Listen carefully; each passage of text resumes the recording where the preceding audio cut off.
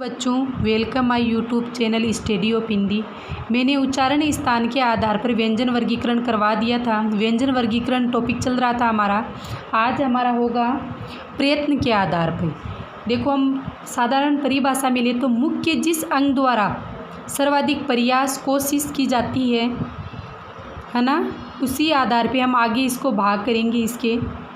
इसको हमें प्रयत्न के आधार पे हम 3 उप आधार और करेंगे। इसके मतलब आगे अलग अलग पार्ट करेंगे। कौन कौन से हैं 3 उप आधार? कौन कौन से हैं? कंपन के आधार पर, श्वास वायु के आधार पर, उच्चारण के आधार पर। ठीक है, सबसे पहले हम कंपन के आधार पे लेंगे। कंपन के आधार पे दो भेद हैं इसके अलग, फिर आगे इसके और पार्ट होंगे। दो भेद कौन कौन से आएंगे? अघोष वर्ण और घोष या सघोष वर्ण। कौन कौन से हैं? अघोष वर्ण, घोष या सघोष वर्ण। अब देखो, हम पहले घोष का शाब्दिक अर्थ देखें तो घोष का अर्थ होता है नाद, गूंज या आवाज़ नहीं होती है क्या, उसी को हम घोष बोलेंगे।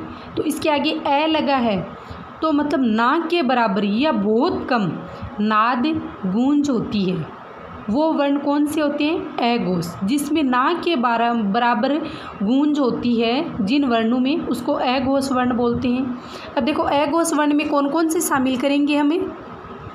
अघोष वर्ण में देखो, प्रत्येक वर्ग का पहला दूसरा वर्ण, वर्ग का मतलब वो पांचों, मतलब क वर्ग, च वर्ग, प वर्ग, त वर्ग, वो आ रहा है आपके दिमाग में ट वर्ग। तो इसका कौन कौन सा? पहला और दूसरा। एग्जाम्पल के लिए आप समझ सकते हो, मैंने ये 2 लिखे हैं वर्ण, क, ख, च, छ, मतलब पहला और दूसरा। साथ में कौन कौन से शामिल करेंगे?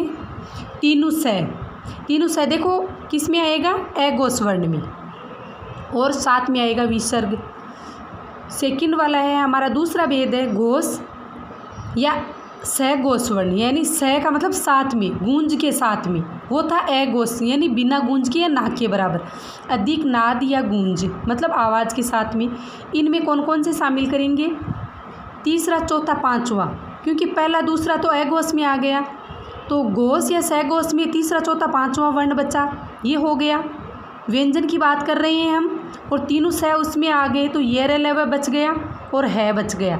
विसर्ग उसमें काउंट कर लिया तो अनुस्वार इसमें आ जाएगा। और सभी स्वर, मतलब कुछ विद्वान हैं वो मानते हैं कि जो सभी स्वर होते हैं वो घोष या सघोष में आएंगे। ठीक है, तो ये हमारा व्यंजन वर्गीकरण के मतलब अलग अलग रहे कंपन के आधार पे। तो अघोष वर्ण और घोष या सघोष। स का देखो थोड़ा सा कंफ्यूज होता है कि स किस में शामिल करेंगे। एग्जाम टाइम में ऐसे दिमाग में आता है कि अघोष में था, सघोष में था, स की मान लो कौन सा मूर्धन्य स, तालव्य स, कोई ऐसे क्वेश्चन दे दें कि ये किस में, घोष में आएगी कि अघोष में आएगा। तो वहाँ हम कंफ्यूज हो जाते हैं कि एक तो एग्ज़ाम का मतलब प्रेशर होता है, अलग नहीं कर पाती। तो आप ऐसे करो कि सघोष या घोष है ना, सघोष साथ, जिसमें स लगता है उसमें तीनों स नहीं होते हैं, है ना। तो अपने आप मतलब एक मैंने छोटा सा तरीका बताया है, वैसे आपको याद करना है, ऐसा कुछ नहीं अपनाना है।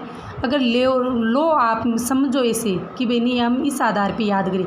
तो सघोष जिसमें स आता है उसमें स नहीं गिनेंगे, जिसमें नहीं आता है उसमें तीनों स गिनेंगे। ठीक है, थैंक यू बच्चों।